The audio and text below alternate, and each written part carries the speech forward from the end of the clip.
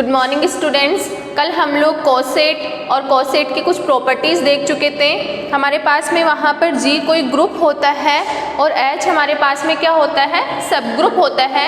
In that condition हमारे पास में क्या है, जी कोई ग्रुप है और एच हमारे पास में क्या है, सब ग्रुप है। तो अगर हमारे पास में ए जो है ग्रुप का कोई भी एक एलिमेंट है तो हम कहते थे कि वहाँ पर जो ए एच होगा वो तो एच का क्या कहलाता है, लेफ्ट कोसेट कहलाता है, और एच ए जो होता था वो एच का क्या कहलाता था, राइट कोसेट कहलाता था इन जी। तो हम कल क्या देख चुके थे कि जी के प्रत्येक एलिमेंट के संगत हम एच के लेफ्ट और राइट कोसेट निकाल सकते थे अगर हमारे पास में जी अबेलियन ग्रुप होता है। इन दैट कंडीशन एच के लेफ्ट और राइट कोसेट आपस में क्या होंगे, इक्वल होंगे। नेक्स्ट आज हम यहाँ से स्टार्ट करते हैं। हमारे पास में थ्योरम है, if H is a subgroup of a group G then for any A, B belongs to G, AH जो होगा वो आइसोमॉर्फिक होगा BH के एंड HA जो होगा वो आइसोमॉर्फिक होगा HB के, और सेकंड है AH आइसोमॉर्फिक होगा HA के। हमारे पास में जो आइसोमॉर्फिक का साइन है यहाँ पर ये डिनोट करता है A is isomorphic to B। इसका मतलब होता है कि इन दोनों के बीच में क्या होगी, 1-1 कॉरेस्पॉन्डेंस होगी, अर्थात इन दोनों के बीच में क्या होगी, एक एक की संगतता होगी। यहाँ पर एक एक की संगतता से तात्पर्य है कि हमारे पास में यहाँ पर एक ऐसा फंक्शन एग्जिस्ट करेगा जो कि A से B के अंदर होगा। हमारे पास में कोई एक फंक्शन f होगा जो कि A से B में इस प्रकार होगा कि वह फंक्शन क्या होगा, A से B के अंदर 1-1 ऑन टू फंक्शन होगा। 1-1 कॉरेस्पॉन्डेंस से मतलब है कि यहाँ पर एक ऐसा फंक्शन एग्जिस्ट करेगा A से B के अंदर जो कि 1-1 एंड ऑन टू दोनों होगा। तो यहाँ से AH is isomorphic to BH का तात्पर्य है कि AH से BH के अंदर क्या होगी, 1-1 कॉरेस्पॉन्डेंस होगी। इट मीन्स यहाँ पर एक ऐसा फंक्शन एग्जिस्ट करेगा AH से BH के अंदर जो कि क्या होगा, 1-1 ऑन टू फंक्शन होगा। यही हमें यहाँ पर बताना है। चूँकि A, B किसको बिलोंग करता है, ग्रुप जी को, तो मान लो हमारे पास में एक फंक्शन है जो कि AH से BH के अंदर हमने डिफाइन कर दिया।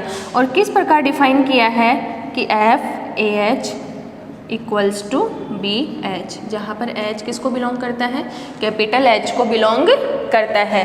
हमने एक फंक्शन यहाँ पर लिया है AH से BH के अंदर और इसको किस प्रकार डिफाइन किया है, FAH is equals to BH, जहाँ पर H बिलोंग करता है कैपिटल H को।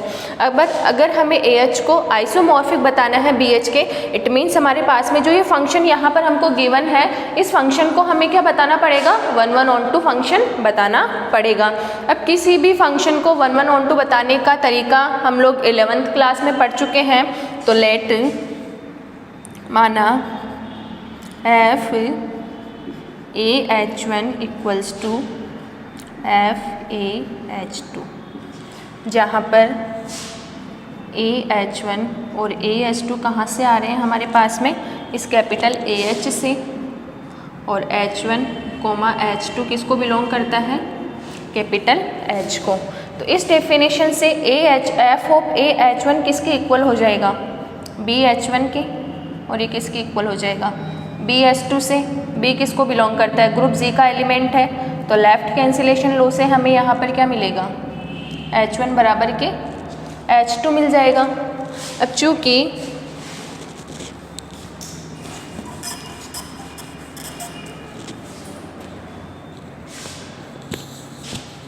H1 यहाँ से हमें क्या मिला, H1 बराबर के H2 मिल गया, तो हमने क्या किया, बोथ साइड A से मल्टीप्लाई कर दिया।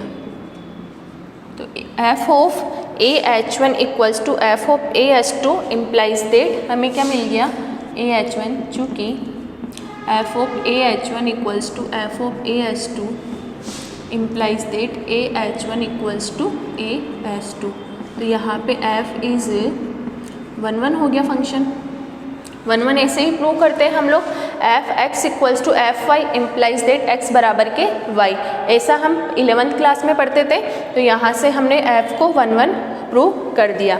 अब 1-1 प्रूव कर दिया। अब नेक्स्ट हमको प्रूव करना है कि f हमारा ऑन टू फंक्शन है। ऑन टू का मतलब है कि यहाँ पर ये हमारे पास में एक सेट है BH, अर्थात इस BH के प्रत्येक एलिमेंट के कॉरेस्पॉन्डेंस हमें यहाँ पर अगर AH में पूर्व इमेज अर्थात इसकी प्री इमेज मिल जाए, अर्थात BH के प्रत्येक एलिमेंट के संगत अगर हमें AH में प्री इमेज मिल जाती है तो हमारा फंक्शन क्या हो जाता है, ऑन टू फंक्शन हो जाता है। या फिर हम ऐसे भी कह सकते हैं कि अगर F की जो रेंज है, रेंज किसकी इक्वल आ जाती है, इसके को डोमेन के इक्वल आ जाती है, इन दैट कंडीशन भी हमारा फंक्शन ऑन टू हो जाता है।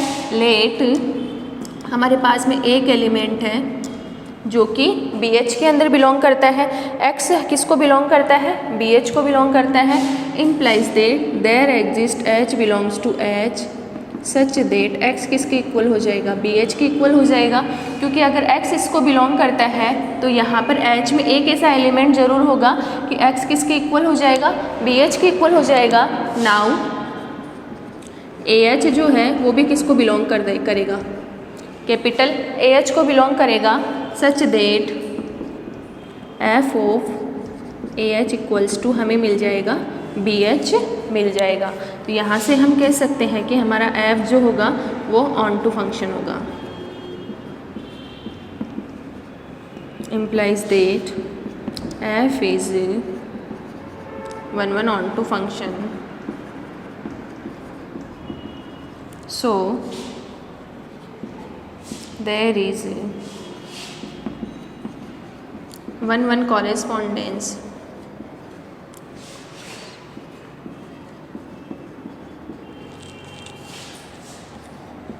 between AH and BH implies that AH किसके आइसोमॉर्फिक हो जाएगा, BH के आइसोमॉर्फिक हो जाएगा। सिमिलरली हम प्रूव कर सकते हैं HA आइसोमॉर्फिक हो जाएगा HB के।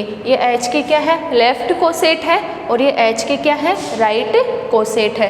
अर्थात हम कह सकते हैं कि H के कोई भी दो लेफ्ट कोसेट के बीच में क्या होती है, आइसोमॉर्फिक, अर्थात दोनों के बीच में 1 कोरिस्पॉन्डेंस होती है, या फिर H के किन्हीं भी दो राइट कोसेट के बीच में क्या होती है, 1 कोरिस्पॉन्डेंस होती है। नेक्स्ट हमें प्रूव करना है कि यहाँ पर तो दो लेफ्ट कोसेट है, यहाँ दो राइट कोसेट है, और यहाँ पर एक लेफ्ट और एक राइट, अर्थात लेफ्ट और राइट कोसेट के बीच में भी क्या होती है, 1 कॉरेस्पॉन्डेंस होती है, और उसी ही एलिमेंट का लेफ्ट और राइट कोसेट होना चाहिए। ध्यान रखना यहाँ पर A क्या है, सेम है।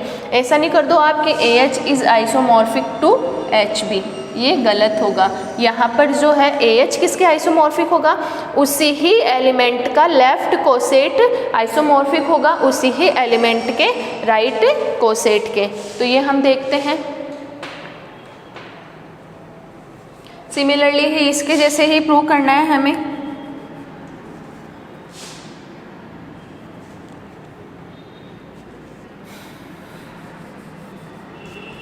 A किसको बिलोंग करता है, Z को हम सेकंड वाला प्रूव कर रहे हैं। तो HA F ऑफ AH किसके इक्वल हो जाएगा, HA के इक्वल हो जाएगा।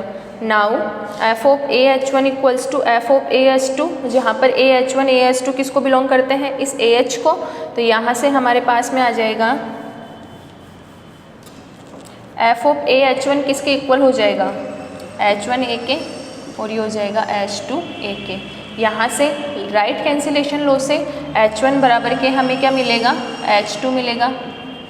बोथ साइड क्या करो, यहाँ पर H1A इक्वल्स टू H2A, यहाँ से H1 बराबर के H2 मिला, हमने A से दोनों साइड मल्टीप्लाई करवा दिया, तो हमें क्या मिला, F of AH1 equals to F of AH2 मिला है। तो यहाँ पर हम लोग इसको करवा रहे हैं, H1 बराबर के H2 है, तो यहाँ पर हम इसको H1 बराबर के H2, अर्थात H1 बराबर H2 है, तो हमने इसको A से लेफ़्ट वाले से लेफ़्ट साइड से मल्टीप्लाई किया है। तो F ऑफ H1 बराबर के F of AH2 implies that AH1 बराबर के AH2। तो F क्या हो गया, 1 फंक्शन हो गया। नाउ ऑन टू प्रूव करने के लिए हम देखते हैं,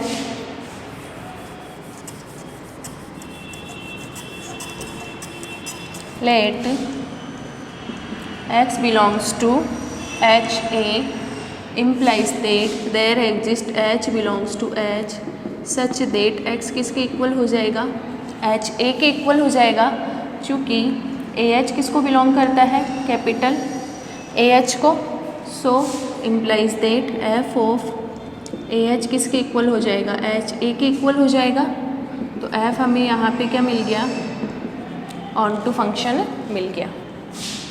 एफ क्या हो जाएगा यहाँ पर, ऑन टू फंक्शन हो जाएगा। क्योंकि आप क्या देख रहे हो, ऑन टू के लिए क्या चाहिए कि इधर के प्रत्येक एलिमेंट के लिए इधर क्या मिलनी चाहिए, प्री इमेज मिलनी चाहिए।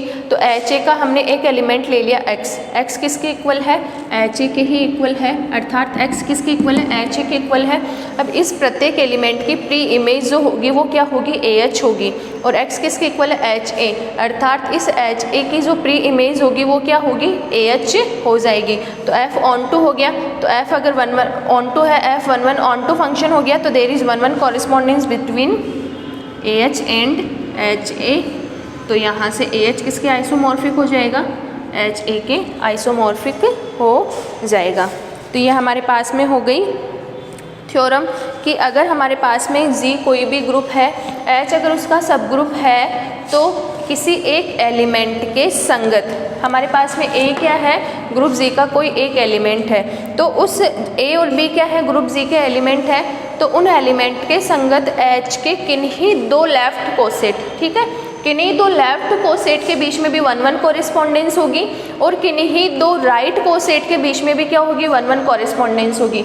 अगर आप लेफ्ट और राइट के बीच में 1 1 कॉरेस्पॉन्डेंस बताते हो, इन दैट कंडीशन आपको जो जी का वो एलिमेंट लेना होगा वो सेम ही एलिमेंट लेना होगा, अर्थात जी के 1 एलिमेंट के संगत जो लेफ्ट और राइट कोसेट बनेगा उन्हीं के ही मध्य 1 1 कॉरेस्पॉन्डेंस होगी। ध्यान रखना, ये कभी भी मत बोलना कि हमारे पास में एच के किन्हीं भी दो लेफ्ट और राइट कोसेट के बीच में 1 1 कॉरेस्पॉन्डेंस हो सकती है।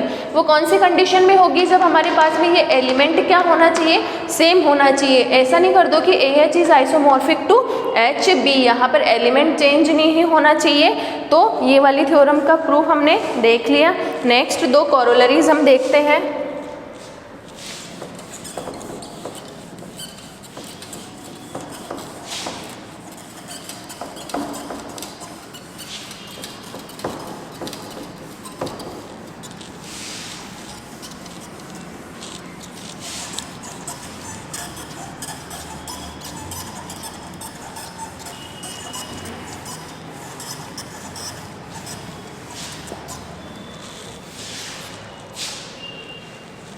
कॉरोलरी है हमारे पास में,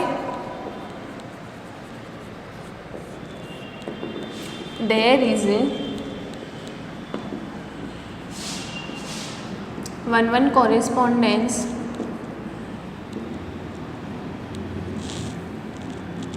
between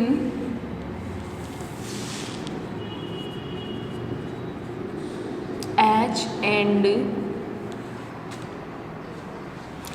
every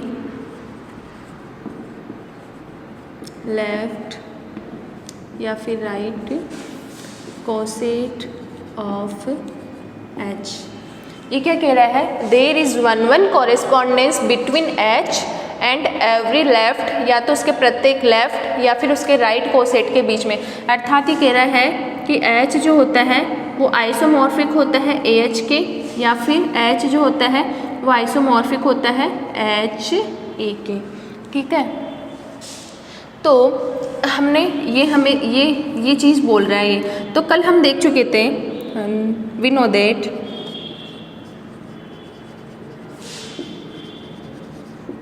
H is left coset and right coset of H. हमने कल क्या देखा था कि एच जो है वो स्वयं का ही लेफ्ट कोसेट भी होता है और राइट कोसेट भी होता है, क्योंकि ई किसको बिलोंग करता है, कैपिटल जी को।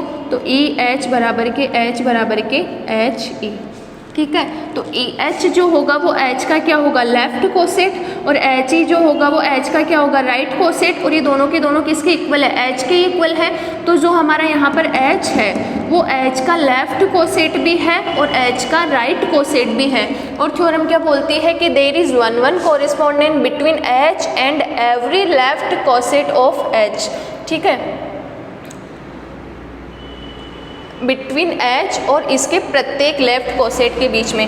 अगर एच स्वयं का ही लेफ्ट कोसेट है और एच स्वयं का ही राइट कोसेट है तो हम यहाँ पर देख चुके थे कि एच स्वयं भी क्या है, लेफ्ट कोसेट है। तो अभी जो ऊपर वाली थ्योरम हमने देखी थी कि किन्हीं भी दो, यहाँ पर ऊपर वाली थ्योरम ने हमने क्या देखा था कि ए एच जो है वो आइसोमॉर्फिक होता है किसके, एच बी के और एच ए के, या फिर एक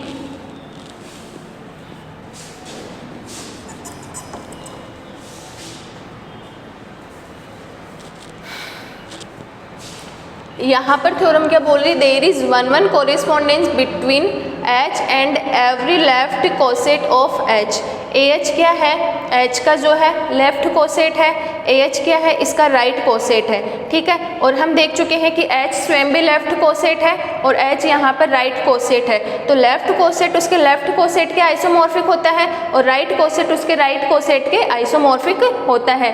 ये भी अपन ने ऊपर वाली थ्योरम में देखा था कि A H is isomorphic to B H and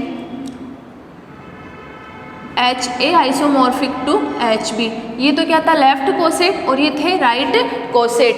ठीक है, तो यहाँ पर थ्योरम क्या बोलती, there is one correspondence between H and every left coset of H. यहाँ पर वन कोरिस्पोंडेंस होगी किसके बीच में, एच के बीच में, और एच के किसके आइसोमॉर्फिक होगा, उसके लेफ्ट कोसेट के, या फिर एच आइसोमॉर्फिक होगा उसके राइट कोसेट के।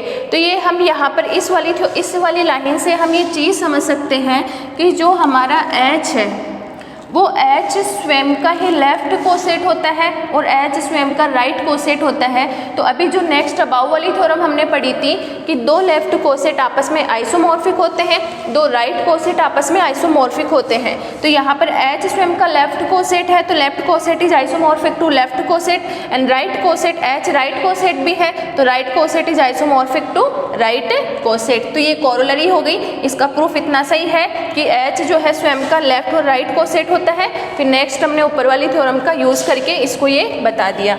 सेकंड वाली कोरोलरी हम देखते हैं।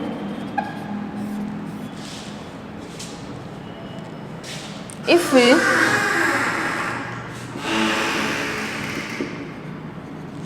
H is a finite subgroup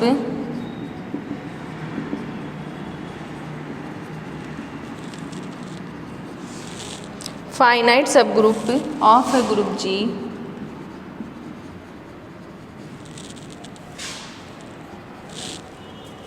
then order of AH equals to order of H equals to order of HA। हमारे पास में क्या है, H जो है G का फाइनाइट सबग्रुप है। In that condition order of AH अर्थात इसका जो लेफ्ट कोसेट होगा इसकी ऑर्डर इसी के सबग्रुप की ऑर्डर के इक्वल होगी और राइट कोसेट की जो ऑर्डर होगी वो भी इसके इक्वल होगी। ये जो प्रूफ है ये ट्रिवियल प्रूफ है। H की ऑर्डर, H आपके पास में क्या है, कोई फाइनाइट सबग्रुप है। तो H के अंदर मान लो आपने कोई एलिमेंट कंसिडर किए हैं A1, A2 up to A3 AN तक, ये हमारे पास में फाइनाइट सब ग्रुप हो गया। अब आप जब A को ग्रुप का कोई एलिमेंट लिया, इस A को इन सारे एलिमेंट से मल्टीप्लाई करोगे तो आपको टोटल n एलिमेंट मिलेंगे। सिमिलरली जब H A को करोगे तो टोटल आपको n एलिमेंट मिलेंगे। In that condition order of AH अर्थात लेफ्ट कोसेट की ऑर्डर और राइट कोसेट की जो ऑर्डर होती है वो उसी H अर्थात सब ग्रुप की ऑर्डर के इक्वल होती है। ये जो प्रूफ है ये ट्रिवियल प्रूफ है, इसको आपको करने की ज़रूरत नहीं है, ये अपने आप में ही अंडरस्टैंडिंग है। तो नेक्स्ट थ्योरम हम देखते हैं।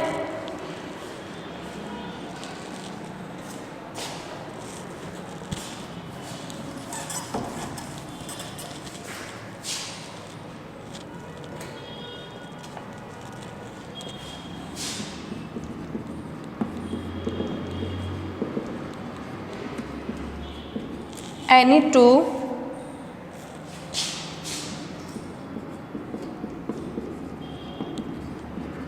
लेफ्ट या राइट कोसेट ऑफ अ सब ग्रुप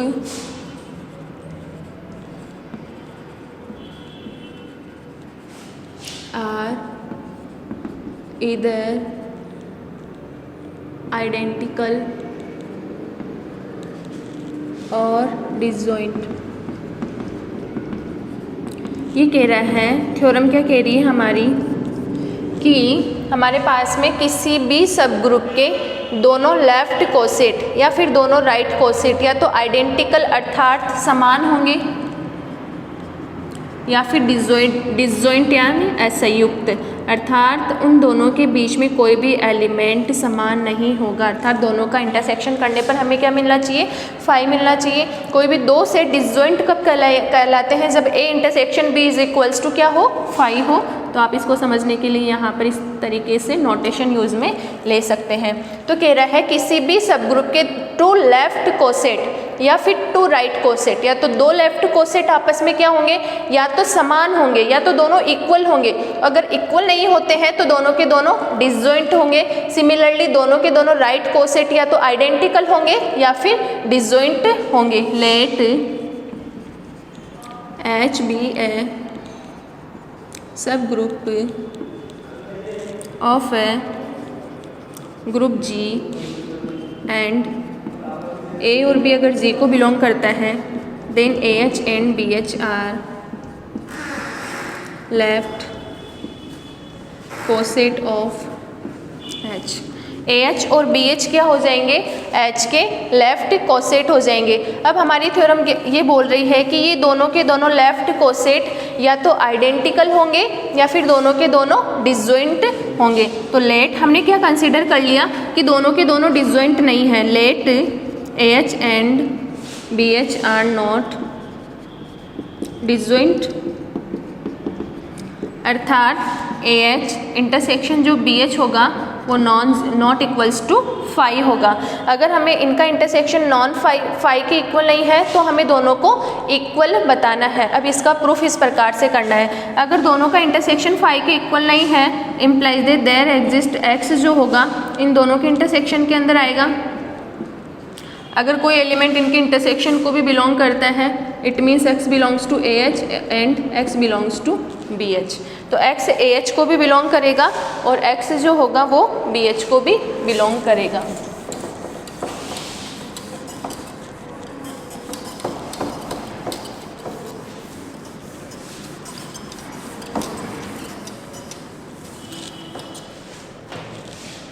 तो यहाँ से x किसके इक्वल हो जाएगा, a h1 के, और यहाँ से x किसके इक्वल हो जाएगा, b h2 के, जहाँ पर h1 h2 किसको बिलोंग करते हैं, कैपिटल H को।